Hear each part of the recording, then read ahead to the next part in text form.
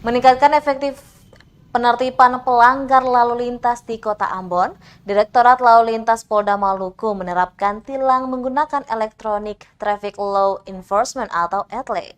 Pemberlakuan tilang lewat ETLE di Kota Ambon direncanakan mulai Senin 31 Oktober 2022.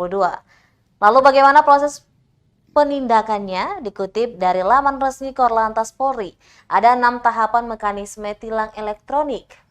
Yang pertama, kamera ETLE secara otomatis akan menangkap pelanggaran lalu lintas yang dimonitor dan mengirimkan media barang bukti ke back office ETLE.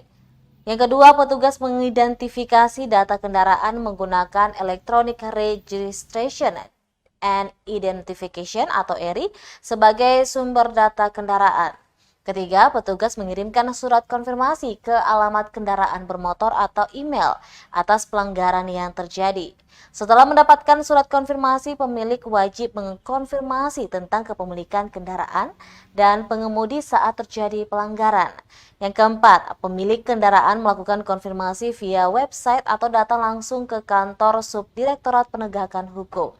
Pelanggar memiliki batas waktu sampai dengan 8 hari dari terjadinya pelanggaran untuk melakukan konfirmasi.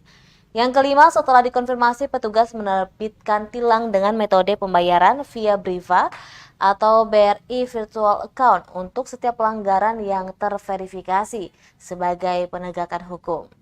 Dan yang terakhir, kegagalan pemilik kendaraan untuk konfirmasi akan mengakibatkan blokir STNK sementara, baik itu ketika telah pindah alamat, telah dijual, maupun kegagalan membayar denda.